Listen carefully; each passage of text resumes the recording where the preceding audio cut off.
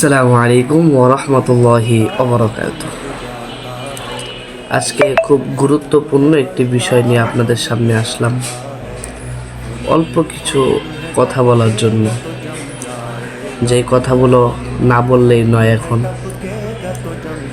আসলে একটা জিনিস খুব গভীরভাবে ভেবে চিন্তা করে দেখলাম, আমাদের দেশের না ন্যায় বিচার হয় না কোনোদিনও।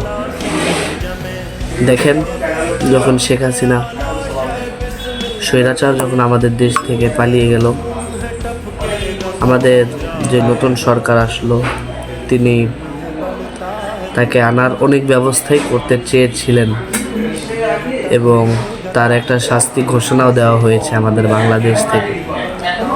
কিন্তু সবই ঠিক আছে, বাংলাদেশের নির্বাচনের প্রচার প্রচারণা চলতেছে, সব কিছুই বাংলাদেশের ঠিকঠাক চলতেছে এখনো পর্যন্ত। কিন্তু একটা জিনিস আমার মনে হয় কি জানেন, ঠিক মতো চলতেছে না।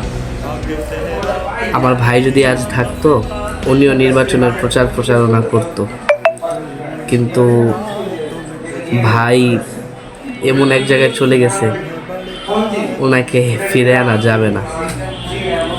কথাগুলো বলতেছি মনের অনেক কষ্ট নিয়ে, অনেক দুঃখ থেকে কথাগুলো আর কি বলতেছি। আজকে বলতাম না ভাই,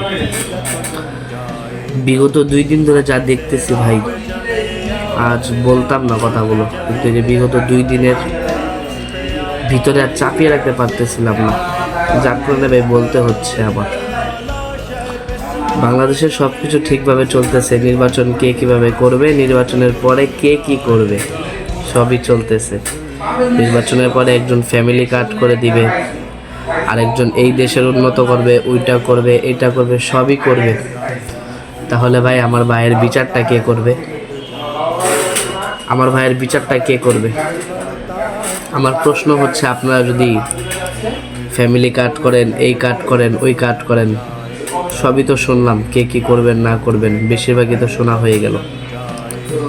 কিন্তু একজন তো বললেন না যে আমার ভাইয়ের জন্য বা শহীদ ওসমান হাদি, যে ওনার জন্য আমি এটা করবো, উনি মারা গেছে, ওনার ফাঁসি যে আর কি, যে ওনাকে পরকালে পাঠিয়ে দিয়েছেন। এক কথায় তাকে আমরা ধরে এনে শাস্তি বা যে কোনো বিষয়ে করা হবে, এটা তো কাউকে দেখলাম না বলতে। সবাই সবার নির্বাচনের জায়গা থেকে ঠিক, আমি নির্বাচন শেষ করলে এটা করবো, এটা করবো, সবাই ঠিক। কিন্তু তাদের মাথায় কি ন্যূনতম কমন সেন্স নেই যে মানুষটা কেন মারা গেছে, এই মানুষটা কেন মারা গেছে, কেন উনি দুনিয়া থেকে বিদায় নিয়েছেন?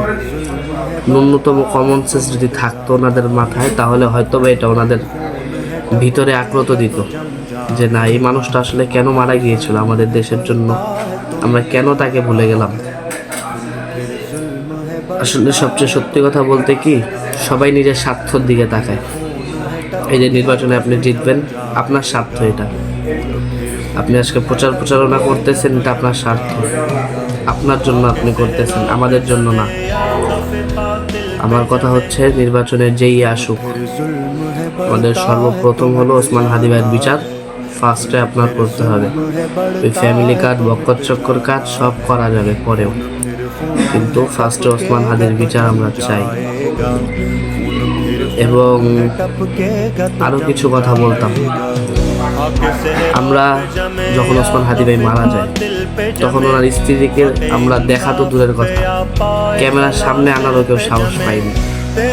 কিন্তু সেই মানুষটা গত 2 দিন ধরে আজ আন্দোলনে, গত 2 দিন ধরে উনি আন্দোলনে। একটা মানুষ কতটা নিরুপায় হলে, কতটা যন্ত্রণা মনে থাকলে উনি ক্যামেরার সামনে, ওনাকে ওইভাবে দেখা যাইতেছে না, কিন্তু উনি আন্দোলনে আছেন। এটা কেন এসেছেন, কেন উনি আন্দোলনে আসছেন? কারণ ওনারও বিচার চাই, ওনার স্ত্রীর, মা তার ছেলের বিচার চায়, স্ত্রী তার হাজব্যান্ড মৃত্যুর বিচার চায়, খুনির বিচার চায়, আমরা আমাদের ভাই মৃত্যুর বিচার চাই। এখন আবার কথা হইতেছে, ভাই যেই দলই আসুক, আমরা যাতে আমাদের ভাইয়ের বিচারটা পাই। আর ইউনুস আঙ্কেল আপনি ক্ষমতায় থাকাকালীন অনেক কিছুই করেছেন বাংলাদেশের জন্য, শুধু একটাই করতে ভুলে গেলেন যে একটা মানুষ দেশের জন্য মারা গেল, ওনার বিচার, ওনার মৃত্যু যে কিভাবে হয়েছে এটা আপনি ভাবলেন না। আপনার বাসভবনের সামনে হাজারো লাখো লাখো মানুষ আন্দোলন করতেছে, আপনি বের হয়ে দেখতেছেন না, আপনি আপনার মতো রয়েছেন। তো মাননীয় প্রধান উপদেষ্টা, আপনি এখনো 6 দিন ক্ষমতায় আছেন, এখনো 6 দিন আপনার হাতে আছে। আপনি 6 দিনের ভিতরে কিছু ব্যবস্থা করেন। আর তারেক রহমান, তাসনিম জারা, সাইফ তেখার তারিক আমাদের এলাকার, আপনাদেরকে জানাই, আপনারা ওই যে এলাকার উন্নয়ন, এই উন্নয়ন, উন্নয়ন এটি পরেও করতে পারবেন।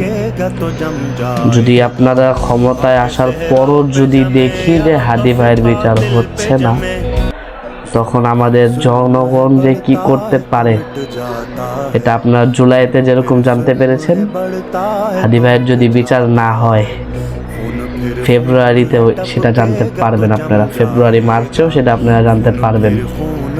আমরা জুলাই যেটা করতে পেরেছি, এবার ফেব্রুয়ারি মার্চেও সেটা আমরা হাদি ভাইয়ের জন্য করতে পারবো। তো সবাই একটু বিবেক দিয়ে চিন্তা করবেন যে এটার আগের বাংলাদেশ নাই, এটা আমাদের নতুন স্বাধীনতার বাংলাদেশ। আসসালামু আলাইকুম।